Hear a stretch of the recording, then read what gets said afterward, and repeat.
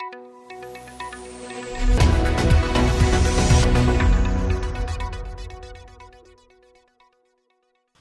good evening,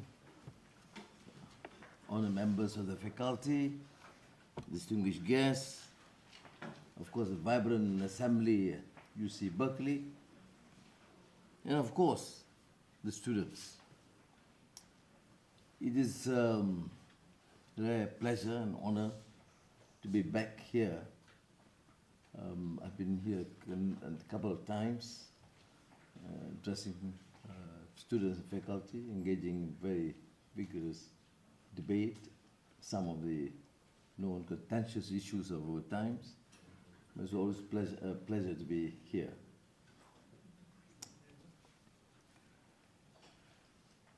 Traversing the grounds beneath the silent gaze of the towering Campanile, I am vividly reminded that here the fires of innovation, debate, and progress have burned brightly for generations. Berkeley represents more than a mere academic sanctuary. It is indeed a crucible where the visions of tomorrow are not just dreamt, but actively forged and refined. It is perhaps understandable if Malaysia's relations with the United States do not capture the same kind of attention as those involving China, Japan, or now the Philippines, because it's neither an alliance nor particularly contentious. It often seems as if the relationship is destined to hide in plain sight. But thinking so, that would be a disservice to the long years of collaboration and mutual respect that our two nations have built. And let me put this as plainly as I can. Malaysia regards its strategic relations with the United States as crucial to its economic vibrancy and national security interests. This position stems from an objective, rational, and perhaps utilitarian assessment of how best to serve Malaysia's needs on the world stage. The facts speak for themselves. The US ranks amongst our largest foreign investors, with over $100 billion pledged just this year across manufacturing, services, and digital sectors. And that's likely to undercount, as many US firms channel investments through subsidiaries across Asia and Europe. The US stands as Malaysia's third largest trading partner, while we are America's 17th largest export market. Defense and security cooperation represents a vital anchor for the broader relationship. Malaysia conducts more bilateral and multilateral military exercises with the US than with any of our other partners. 11 bilateral and 5 multilateral exercises annually. This helps to build critical capacity and readiness of our forces. Between 2018 to 2022, US security assistance exceeded $220 million, providing equipment, training, and other vital support. In addition, we engage in cooperative efforts to enhance, you say in the United States, enhance, to enhance maritime security and combat transnational menaces such as cybercrime, terrorism, violent extremism, and drug trafficking. These concerns surpass national boundaries, and their resolution necessitates collaborative effort that capitalizes on collective capacities. Malaysia has become a robust partner to the United States across spheres like education, climate change, public health, and empowering marginalized communities. But why should all this matter to the United States? At the core of Malaysia's global offering is an unmatched capacity to be a reliable partner on critical technologies. For over 50 years, Malaysia has been home to leading technology multinationals, particularly in electronics and semiconductors. Malaysia plays a pivotal role in the global tech industry, supplying 25% of the semiconductor components that power the United States technology demands. During the COVID-19 pandemic, Ford's production of the iconic F-150 pickup truck hinged crucially on Malaysia's decision to reopen its industrial operations. Half of all composite wing parts of Boeing and Airbus planes are made in Malaysia. We are also a vital link in medical technology supply chains, with nearly 300 companies employing 70,000 skilled workers. As strategic competition intensifies between the United States and China, Malaysia approaches relations with both pragmatically and judiciously. We will work with ASEAN to minimize risks, namely outright conflict or the bifurcation of the global economy into rigid blocks. Neither seems likely soon, but both have become plausible under today's mounting pressure. Recognizing contradictions will inevitably emerge. Malaysia still sees value in engaging both Washington and Beijing. America's economic dynamism, culture of innovation, and central role in underwriting regional stability will ensure it leads in many spheres for the foreseeable future. China will remain central to regional affairs due to its size, proximity, and deep linkages with Southeast Asia. As China's economy matures, it will shift emphasis from investment and exports towards the domestic consumption and services. Engaging both major powers provides us with more strategic space to advance our national interests. To my mind, this mantra applies across the board for Southeast Asia, although there will be shades of differentiation in the details. Turning to the more contentious South China Sea issue, Malaysia's position is rooted in enduring strategic and economic imperatives. We strongly oppose any actions undermining our territorial integrity or freedom of navigation. Unfettered sea lines of communication through the South China Sea are critical, as our nation would be bifurcated without them. Nevertheless, Malaysia believes in the power of diplomacy as the best tool for conflict resolution. We also rely heavily on oil and gas resources within our lawful exclusive economic zone, which accounts for up to 40% of government revenue, depending on commodity prices. And while periodic challenges arise, Malaysia has succeeded in pursuing a strategic partnership with China, enabling enhanced cooperation in areas like trade, investment, and tourism.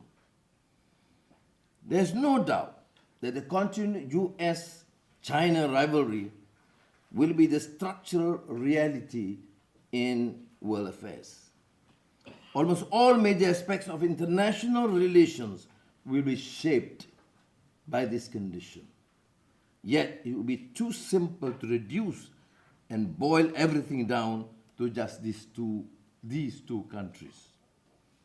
Due to its size, growing confidence on the international stage, and highly influential culture, including Bollywood and global diaspora, India will figure increasingly prominently in global affairs.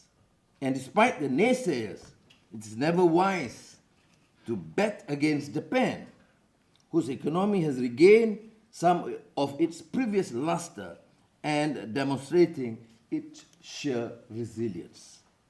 Prime Minister Kishida was just in Kuala Lumpur earlier this month, and I was pleased to welcome Japan's desire for more trade and defense cooperation with Malaysia. We also look forward to South Korea extending its role in stabilizing the broader Asia Pacific. A confluence of many nations, each seeking a responsible role and stake in the region, will generate an equilibrium that will sustain peace and prosperity. Now, this is a time of profound disruption across all facets of international relations. As information technology reshapes societies everywhere, we have reached an unprecedented intersection between opportunity and risk. Malaysia has long been heralded as a beacon of moderation, demonstrating a harmonious balance between its rich Islamic heritage and modernity. Historically, Malaysia has navigated the complex waters of religious expression with a deft hand, allowing for a pluralistic society where different faiths coexist peacefully under the umbrella of a predominantly Muslim population. However, the ubiquity of social media platforms has ushered in new challenges. The digital age has allowed for the rapid dissemination of information, but it has also become a conduit for more intolerant ideologies to seep into the Malaysian discourse. These trains of thought, often rooted in a more rigid interpretation of Islam, have found fertile ground in the unregulated expanses of the online world. This phenomenon is not unique to Malaysia. It mirrors the rise of fascist right-wing elements in Europe and beyond. Careful, I didn't mention United States. Where misinformation campaigns have successfully amplified fringe views into mainstream consciousness. In the process, falsehood trumps truth, providing fodder to spin narratives founded on lies and deceit. Take the case of the web of duplicity and disinformation spun around the narrative on Malaysia's position on the current Palestinian-Israeli conflict. As I had declared in the Malaysian Parliament, there are no two ways about it. We condemn terrorism in all its forms, and we categorically condemn the actions of killing innocent lives and taking women and children as hostages. Likewise, we unequivocally condemn the bombings of civilians, of homes, of hospitals, and the consequential atrocities against innocent lives. Children, women, and men being carried out day and night in Gaza with impunity. These are blatant violations of international law. Malaysia views this as a humanitarian crisis, precipitated by brutal and indiscriminate war. Ultimately, this is not about which God we pray to. After all, the more than 11,000 victims in Gaza comprise Muslims and Christians, as well as nationalities of various countries. This is about preventing more death, more suffering, and more hate. Proponents of the Palestinian cause are neither purveyors of hate speech nor supporters of terrorism. Look at the historical antecedents. The position has been and has remained consistent. The voice of Gandhi, India, Einstein, here, Mandela, Africa, Martin Luther King, and Malcolm X, all of them spoke courageously against colonization and politics of dispossession. My message today resonates with urgency as we stand here in Berkeley, not far from the technological epicenter that is Silicon Valley. Even in Malaysia, the forces of obscurantism are harnessing every novel technology and technique to disseminate falsehood. This burgeoning crisis is reaching a tipping point, signaling an impending need for government intervention and international cooperation to rein in the chaos. Tech companies, especially those that have flourished in the fertile ground in Silicon Valley, carry the crucial responsibility as custodians of modern communication. They are tasked with implementing policies that counter misinformation and disinformation while upholding the right to free speech. These platforms need to serve as conduits for constructive dialogue rather than channels for deceit and manipulation. Democracy, despite its flaws, remains our best hope, and its endurance depends on our collective vigilance and continuous improvement, echoing the dedication of those who came before us. And I see hope when I'm on university campuses. It is in bastions of learning where we are going to find solutions, or at least near solutions, to the complex problems that we face, where politics and deeply held beliefs intersect with technology. After all, it is on campuses like Berkeley that we have students who can decipher quantum physics equations while simultaneously advocating for climate change awareness. You are the experts at debating the intricacies of political philosophy, all while pondering the eternal question, is it too late to order pizza? But in all seriousness, the problems we face are not neatly confined to a single field of study. They cut across boundaries, demanding knowledge from multiple disciplines to unlock their secrets. So whether you are a physicist, a philosopher, an engineer, or a pizza enthusiast, remember that collaboration and the melding of diverse perspectives will be our greatest assets in finding the answers we seek. Walt Whitman once said, "Gratitude, anyhow, has never been made half enough of by the moralists. It is indispensable to a complete character, men's or women's, the disposition to be appreciative, thankful." I am deeply grateful for your engagement and consideration today, because my life has been somewhat turbulent. I expect fair questions. I've endured too much torture. Please don't add into my misery. I look forward to our path converging again as we labor in pursuit of our shared aspirations for prosperity and justice.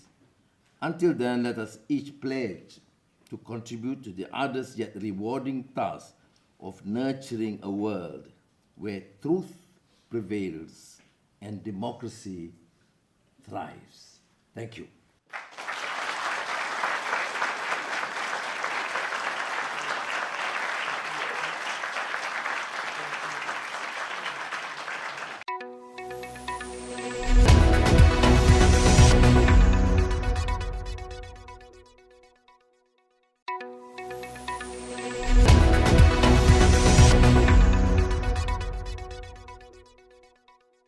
Before in Asia we had few institutions, now some people might say we have too many.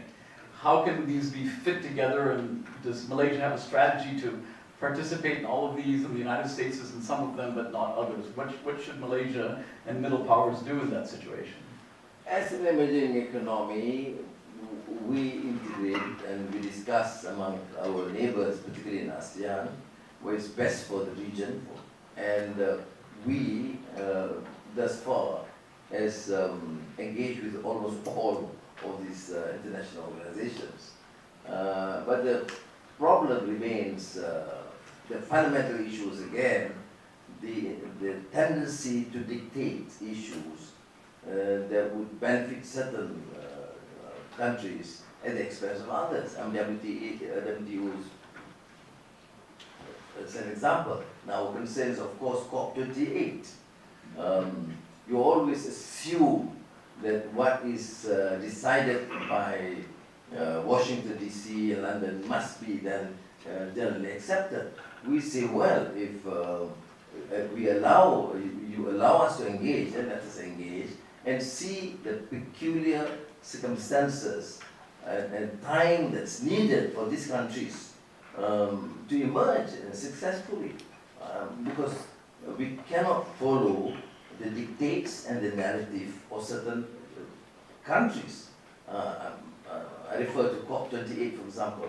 They have not even honored the serious commitments given earlier, but they expect us to honor, and we have to struggle with this fact. Now, Malaysia cannot stand alone, so we will have to have ASEAN and GCC, some other countries together to at least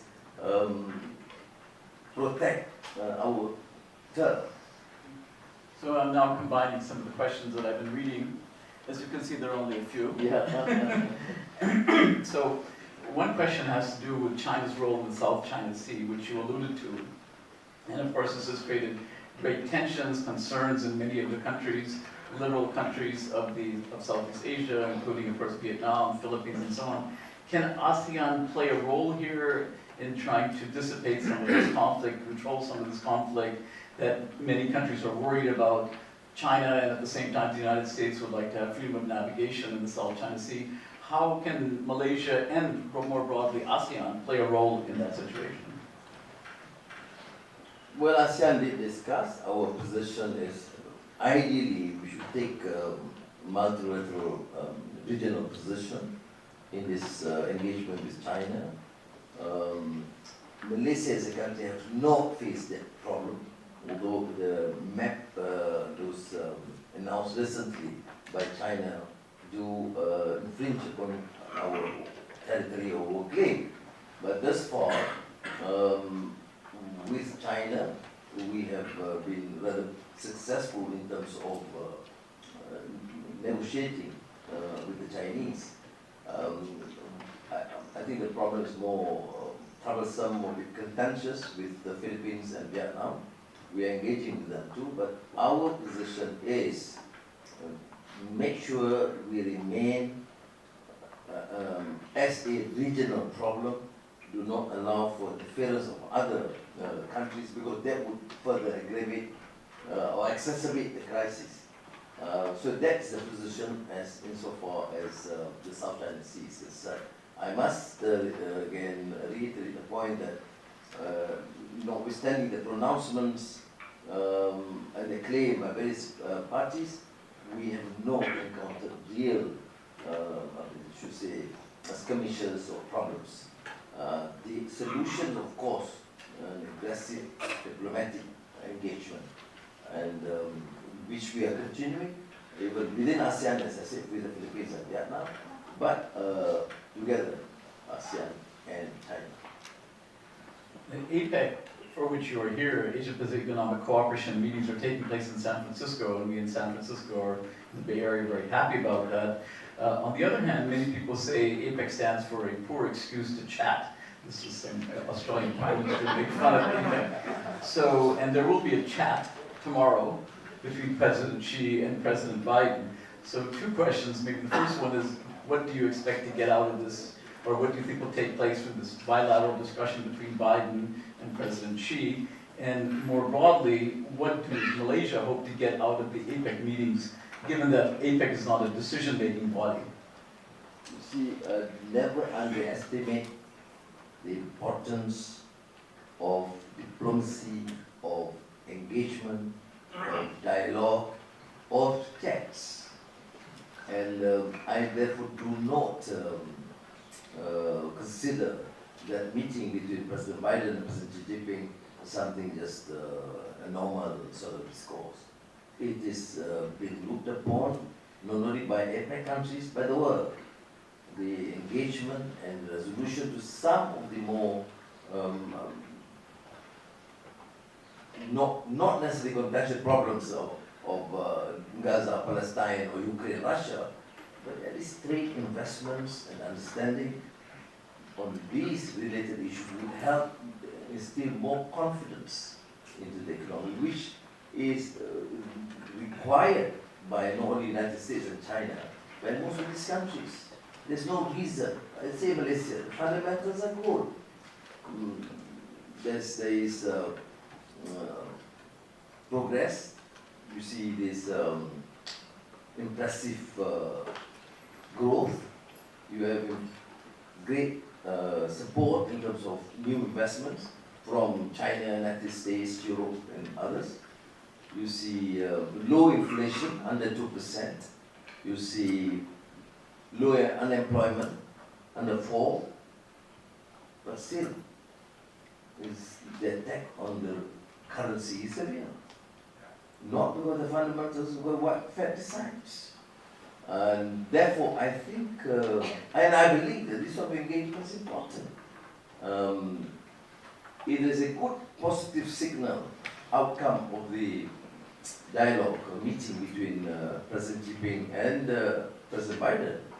It would create more confidence that despite the differences, say, for example, on the issue of Arab-Israeli conflict and Ukraine, Russia, there are other issues that can be resolved, particularly in terms of trade investments. And that would probably give this additional impetus and confidence to investors. So I see in that. What we benefit? I mean, just that sort of arrangement of a more fruitful outcome of the meeting would provide that signal which is needed for these nations. Better improvement in the trade between states and China would mean immense benefit to countries in ASEAN, including Malaysia, because we do export to, it is a trading nation. It's 160% export from our initial fundamentals to, and also to China. So of course, in the detailed meetings, we do, because there are some of the issues of energy transition, digital transformation, food security. I mean, these issues are discussed, and not only to be decided by leaders, but they will be conveyed to the business community, which is very critical. The APEC meeting is not just meeting between our political leaders, but more so to involve greatly the private sector. Please have some water. So like many countries who are reliant on oil exports, including the United States, we have to think about the question of continuing to produce and export oil in Malaysia. If I understand correctly from the questioner, it's about 20% of fiscal revenue. On the other hand, Malaysia has made a commitment, domestic commitment as well as international commitments to improve the environment and cut down on emissions. And you also have the ekonomi Madani strategy. Could you tell us a little more about that strategy and also how you balance the competing needs of revenue from oil with climate concerns?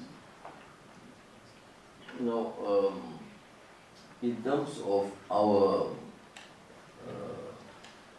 decision or policy to protect our both virgin diverse and forests, we have a 50% diverse and forest. You know, no way can be competed by most Western countries. Do not have that sort of capacity. And the CCUS is active even in terms of oil and gas. We now have this alternative of CCUS, carbon capture, quite effective at that. So, and our commitment in terms of energy transition remains. And I don't believe that this issue of the capacity, the need to continue to produce oil would be at the expense of our commitment in terms of energy transition and renewable energy. which has advanced considerably, both in the peninsular part and also in Sarawak. And our commitment among the ASEAN nation countries, I think, is quite clear. There's clarity in terms of policy, and I don't foresee serious problems at that, because the commitment has been made, and we are working towards it, and quite clear, and we are subjected to international review and study. And we will, of course, honor that, and I think I will announce that clearly in the COP28 remarks. Malaysia is an important technological power. You have semiconductors, you have a lot of high technology equipment, and as you know, everybody talks about AI all the time. Many of our students are now very good at writing their papers with AI. We're very concerned with Berkeley. These questions were not written by AI, but they could have been probably written by AI. Have you thought about what role Malaysia and other middle powers can play? Because the EU has their AI directive, the Americans now have passed some directives on AI. How does Malaysia see itself in that broader game of AI regulation and AI innovation? Why do you ask me difficult questions? I thought the understanding was to give me some degree. Well, this is of course a very challenging issue. I mean, we talk about the new technology, new challenge of AI, it's a challenge of values. This has been discussed in the region, the sub-region of ASEAN, very active. And, but I must concede that we are not as advanced as we see, for example, in Europe or United States or even China. We've just set up, now towards the end of the year, a faculty, AI faculty, to undertake more studies, research, and compare with some of the institutions. I think among the leading emerging economies, the most prominent, of course, is CSI Artificial Intelligence University in Abu Dhabi. And we are, of course, trying to have more exchanges to learn from that experience. But, of course, it is a major issue. We require that technology, but we also have to deal with the negative impact of that technology, which do not worry me as much, although I represent an old generation, and most of my colleagues seem to be more worried. But I said, it's just the same pattern. When we started with Industrial Revolution, there was that concern too. And then with digital technology, with computers, major concern. I remember there was a time when we just started, I had to bring to, and there was massive reaction, negative reaction among many of our villagers, because they thought that all these sins and pornography would be there. So I had to bring some of this new gadget to the mosque. And it's an interesting experience, because then I said, what verse of the Quran do you want? Number verse Surah 3, verse 14. Okay, then they said, this is miraculous. You want to have the Quranic reference to justice? You tell me that immediately. So it's through that sort of child education that they realize that it's not just about sins and pornography. I think the same issue with AI, finally, is an issue of the individual and the family, in terms of values, in terms of character, in terms of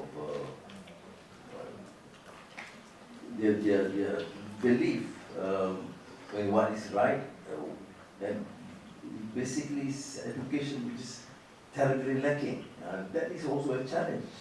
I mean, of course, you're familiar with Louis' Excellence Without a Soul, but there's, of course, more social concerns and political concerns.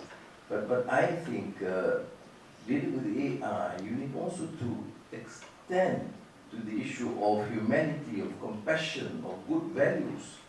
Because that by itself is more effective than imposing all these rules. Most governments, including mine, talk about new laws, new restrictions, which I think would have lots of limitations and would curtail the advancement of this AI. But the way out is supposed to instill that sort of confidence, but sense of values that covers the issue of humanity or humanitarian ideals, which is not unfamiliar. You talk about Jeffersonian ideals. It's very close to these issues. I mean, Xi Jinping is talking about civilization and understanding, and the Indian philosophy or the Islamic philosophy is with that. But that's to be lacking.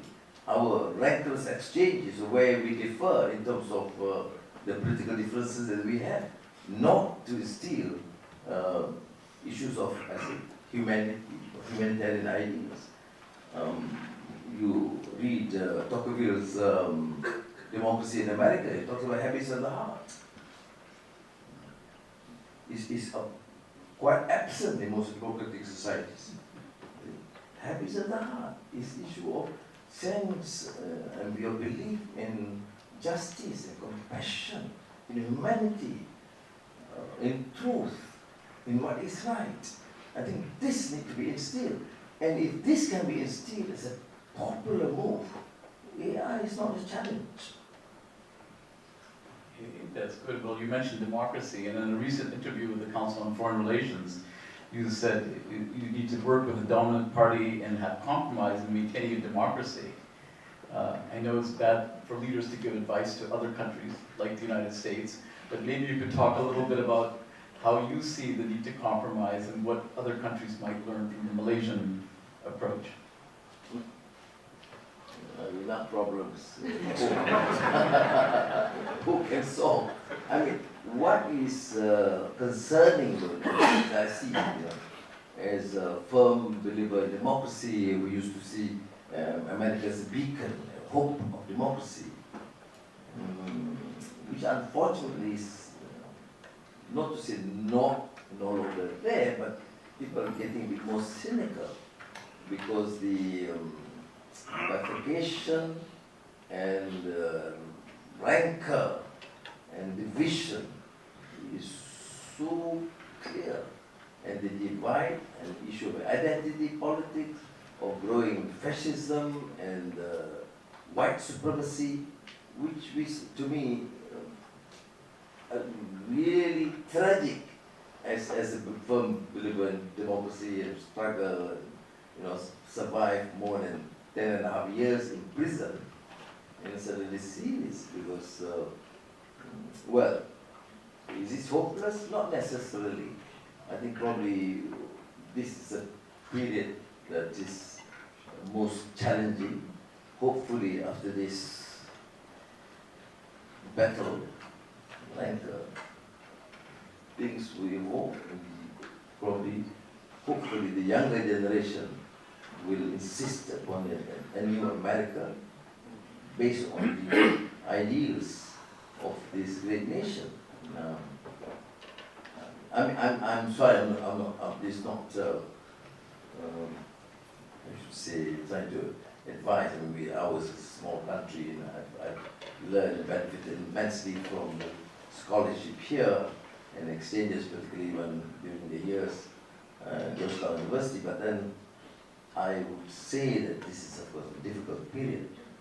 You see, when I was much younger, we do look up to America as although issue of hegemony, of imperialism, new imperialism is there, but at least it was a beacon of hope, of ideals, of democratic accountability. Now, nobody outside the United States talk about those things when in reference to the United States. It's really unfortunate. You can see the debates full of rancor and preaching intolerance and hatred of the others. I mean, this is 2023, and you're back the exchanges which are far worse than what it was before. And this is, of course, as it concerns, as a firm believer in democracy, we have taken United States as a great friend. And this is something, hopefully, but I have great hopes in the future that among the young. And the challenge, of course, among the young. And it's the same with Malaysia. I'm not saying that we are completely absorbed from this sort of issues. No. We have also forms of extremism, religious extremism, chauvinism, which is a real tough battle to overcome. I mean, many students here from Malaysia, they are Malays, they are Chinese, ethnic Indians, and from different regions, including Sabah, Sarawak. You know how difficult it is. Because the appeal, the identity politics is so appealing. Our race, our survival, the others are going to Christianize us, the others are going to take over our country. In the next 20 years, the Malays and the Muslims will be wiped out. Simple rhetoric like that, which is appealing to some. So it's in the era of ignorance. But they require lots of courage, struggle, and pain to try and overcome this insanity and madness. So in the United States, we have lots of debates about affirmative action. In Malaysia, you've had a Bumi Putra policy for a very long time. How do you think the Bumi Putra policy is likely to evolve over the next, say, 10 to 20 years? Well, I've seen this debate about the bell curve, Cornel West and the other, this debate, fair. You see, affirmative action programs are necessary for the poor, for the marginalized. It need not be necessarily race-based. It must be need-based. But that's where I shift a bit, you see, in terms of our traditional policy. Why do we need to continue? Because I think Sandel, who is Harvard professor, he talks about meritocracy. Yeah. He's not such a meritocracy fair. If you talk about competition between Berkeley and Georgetown, but you talk about Berkeley and Georgetown, went to a remote university or school in Africa, there's no justice. As Rawls alluded to, John Rawls, justice as fairness.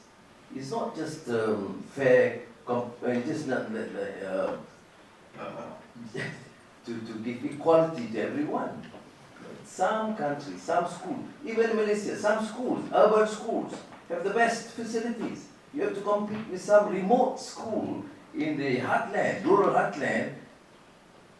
There must be some form of additional assistance.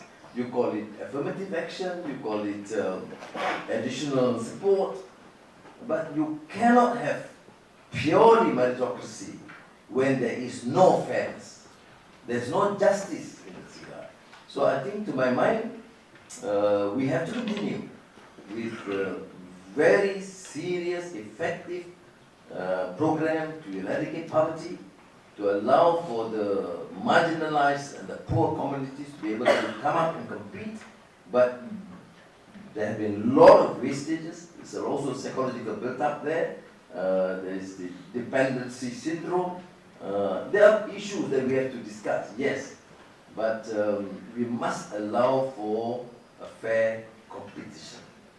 We cannot speak purely of meritocracy when we do not provide basic fair opportunities for particularly the poor and the marginalized. The only difference, I repeat, is based on need. We are poor, you are poor. You can be a Malay or Chinese or Indian. You are poor, you are poor. We deal with you as the issue of poverty, not race-based. Must be need-based.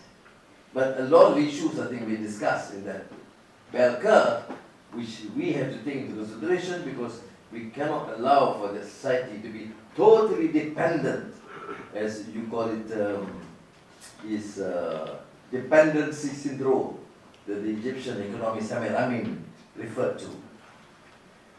So we had talked a little bit about democracy and AI, and you mentioned in your own speech disinformation.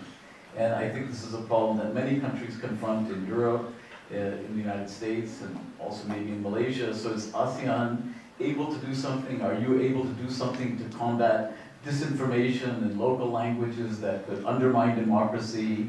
A lot of these fake videos which have become very popular. How are you thinking about dealing with that problem? Well, you know what, that's why I made reference to the issue of values. There must be at least some basic understanding on what is good, what is right. Again, in reference to habits of the heart, the issue of justice, you're correct, right? But because of the propensity, the incessant propaganda and use of these social media that promotes fake and fear, of course that's concerning. And how do you regulate them is also a major challenge. There have been discussions within ASEAN. I don't think we can come up with a very formula. We overreact and it becomes too condescending, or to the state then takes it upon itself to regulate, and they can be also excesses because it depends on the state. If the state is a corrupt state, authoritarian leaders, then you do it at the expense of democracy and freedom. So it is a very challenging enterprise to try and not to regulate, but at least to have some sort of a understanding among all parties to limit. Like, for example, child pornography, we say nobody agrees, so fair, that's clear. If you do it, then you will be punished. But otherwise, where the line is not clearly drawn, there has to be intensive discussions and debate on what needs to be regulated. After going through years of imprisonment and under very authoritarian rule, have great difficulty in accepting just government intrusion into these affairs unless it is clearly established and generally accepted by the public. There's a questioner who asks, is there something being done by the government to encourage Malaysians to come back to Malaysia, as the Chinese have created various programs, and the Indians have done that to some extent as well, especially the non-Bumi population, which constitute the majority of Malaysians abroad. Are you creating some programs to encourage them to come back and start companies and the like as part of your economic strategy? Well, the good news is that some are beginning to come back. You see, this is not just what perks that they can have. It's the general confidence. Is the government fair? Is it just? Is it just? Is it willing to accommodate all sectors of the community? We have given, at least in the new administration, just barely 1 year now, I've seen so much enthusiasm. I'm meeting some of them here. Many Malaysians have been quite successful. Well, I do feel strong with it. Not all need to come back. They can serve, and they should send money back.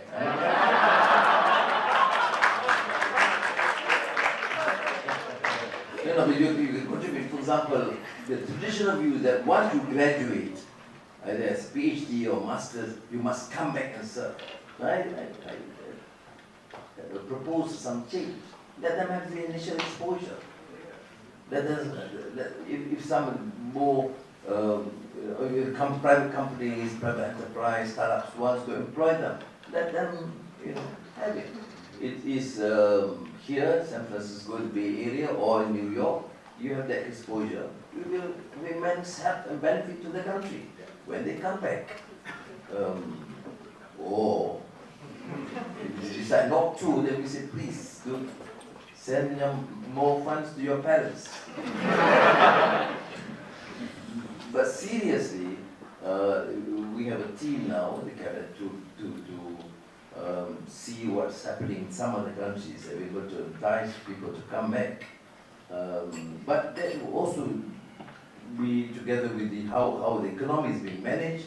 And Malaysia is an interesting thing which referred to earlier by and based on the study made by the Boston Consulting Group. We were doing relatively better in the 1990s, and then you compare to Vietnam, Indonesia, and Thailand, they have gone up. We have stagnated somewhat for about 20 years. Yes, there's growth, there's development, but I'm talking about sustainable economic development assessment, growth, investments, health, education. Sustainable economic development assessment proves that we have somewhat stagnated. Now we have to undertake real reforms, tough measures to ensure that the greater confidence the economy can be propelled. Malaysia is one country in Asia that gives the largest amount of subsidy. It's 81 billion ringgit, $20 billion for subsidy. It's not tenable, it's not sustainable. So who dare withdraw subsidy? Your economists say, brilliant idea, but you lose elections. So now we are fortunate, it's a strong government, relatively strong. Now, you can withdraw subsidy, but make sure you are able to compensate for the very poor, give them cash transfers to at least not to put them in a more difficult condition, economic condition. But we can't. Right now, for example, our decision to withdraw subsidy for electricity, we just withdraw for the top 10%. Can you imagine? The top 10% in Malaysia use 50% of the subsidy for the poor. I mean, that's been tolerated for decades. Now we have done that. Of course, I can afford to be unpopular with the top 10%, but hopefully the 90% still support me. Now from there, we talk about other measures now. We spent about, and through that, the saving is 4 billion ringgit a year. Now, we've just imposed this withdrawal of subsidy for chicken. Can you imagine? We spent 1 billion ringgit a year to subsidize chicken.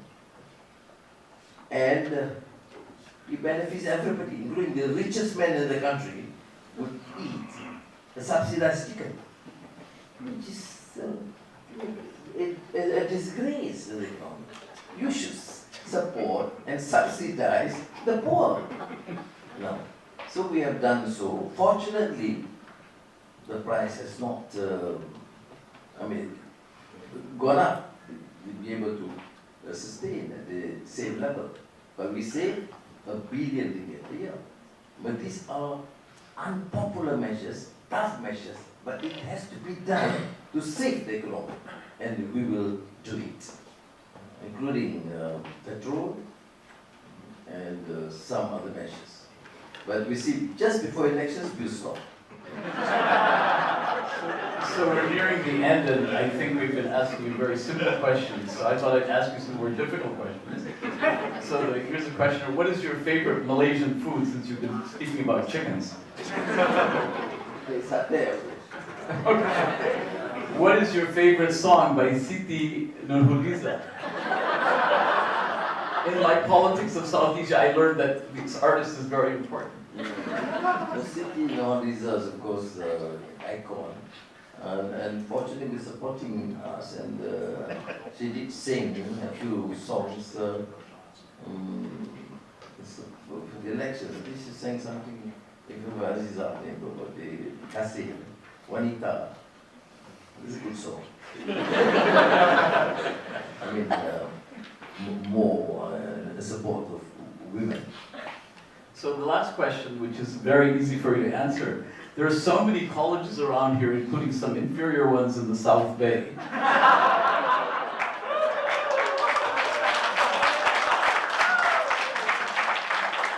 It chose me to ask this question since I went to Stanford, sorry.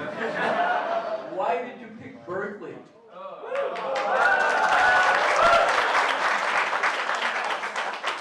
I have been to UCLA, Berkeley, Stanford, and some close associates in these universities. But, yeah, why Berkeley? You want an honest answer or political answer? Honest is good. Speak from your heart. Dari hati. Because of my tendency to speak with the heart, that's why I was in prison. You express what you feel and you go into trouble. No, but frankly, to issue, of course, I consider UC Berkeley is a great university. I had some experience in the past, exchanging. Unlike today, I read the question, but in the exchanges with the students, it's quite vibrant, and I was quite impressed with them. But for the second reason, of course, is closer to the hotel I'm staying. Very honest. I think it's time to give the Prime Minister a hand for answering all